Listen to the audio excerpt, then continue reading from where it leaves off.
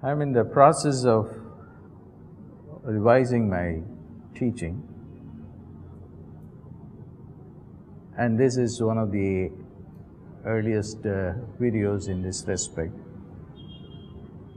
I just want to say something to explain my position as to where I am. Just want to let you know that I'm not a quantum physicist.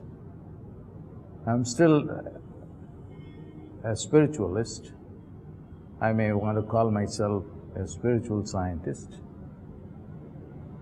dedicated to the study of the human mind, not just the logical mind, but the human consciousness itself. That includes the logical mind and the trans-logical mind, or the superconsciousness. This video clip is about particle mind,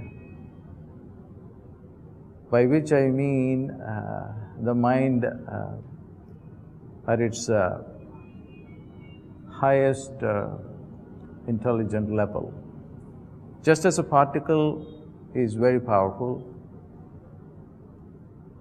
and unlimited in its nature, because you cannot locate a particle.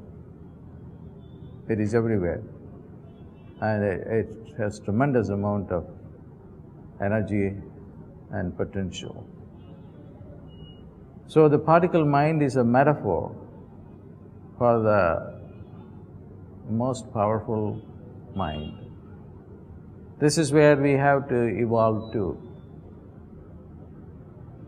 It is possible for everyone to live this particle mind, which is mind functioning at a very, very subtle level.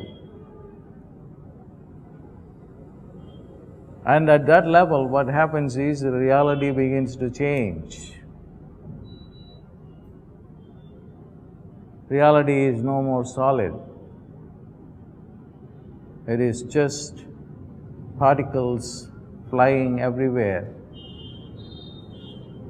And it has a tremendous amount of,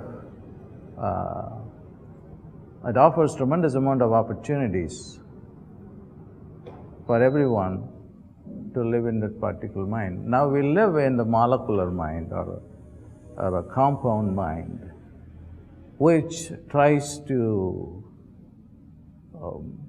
freeze everything so that there is no opportunity for us to change things around.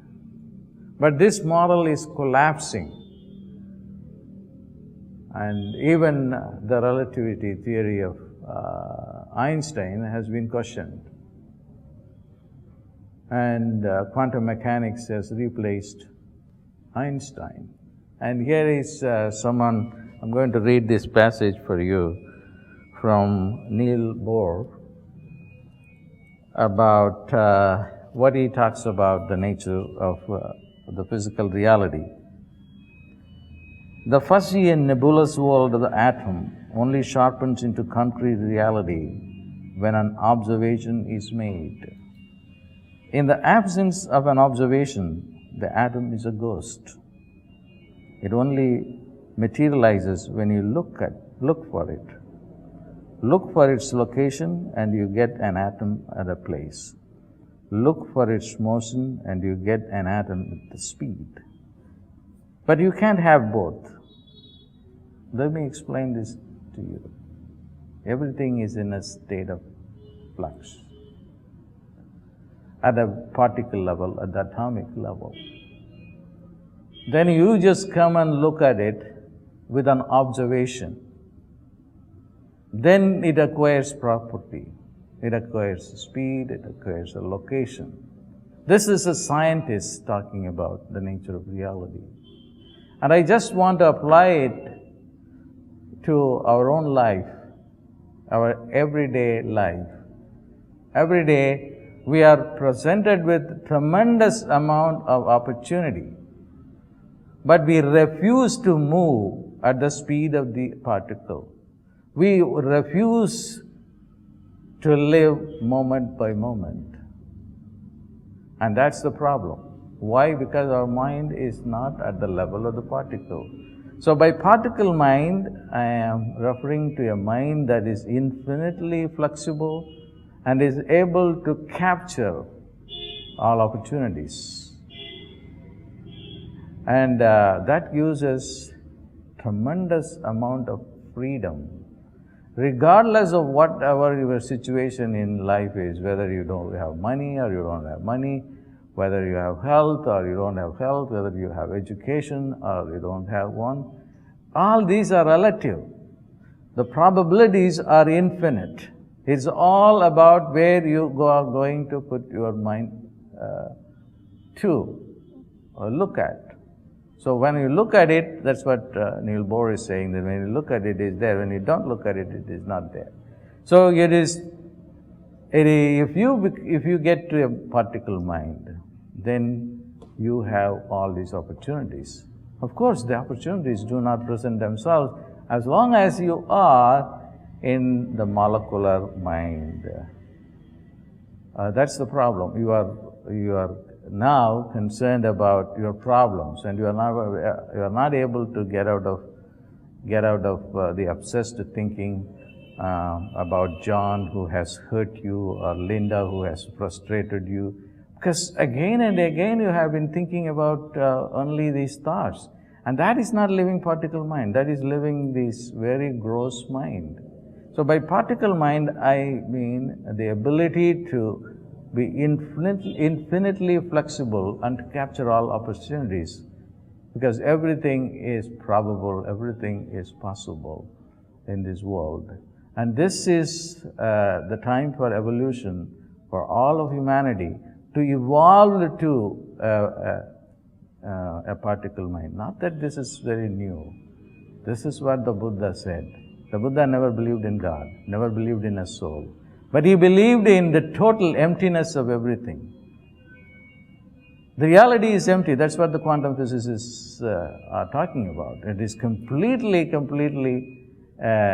empty. And then you can structure everything, provided if you are in the particle mind. How can you develop this particle mind? Just close your eyes, and I'm going to give you a small experience of what the particle mind is. Just close your eyes.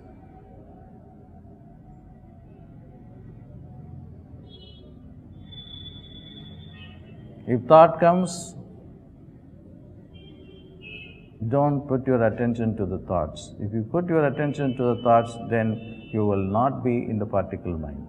You will be in a different molecular or a gross mind.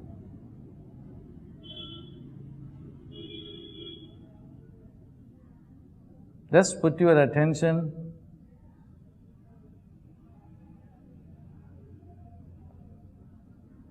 on the spinal column, inside the spinal column.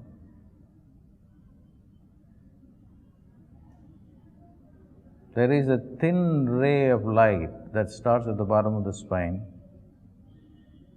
It will move up, go into the brain, and then get out of the brain and will go into the infinite sky. If your mind goes into this channel of the ray of light, the molecular mind that's worrying about finances, John, Linda, etc., will disappear.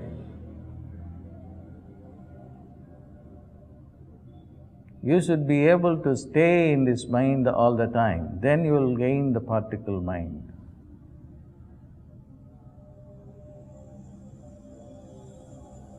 And the particle mind is a very, very tiny mind that we cannot even conceptualize with your molecular mind.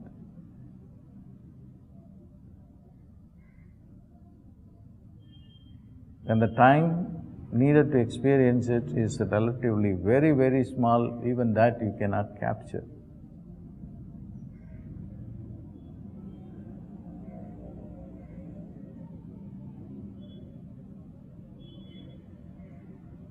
It will be uh,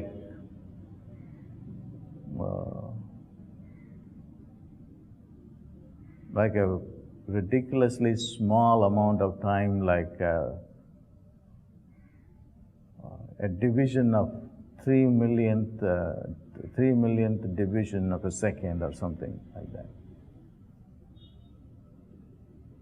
How can you just even think about it?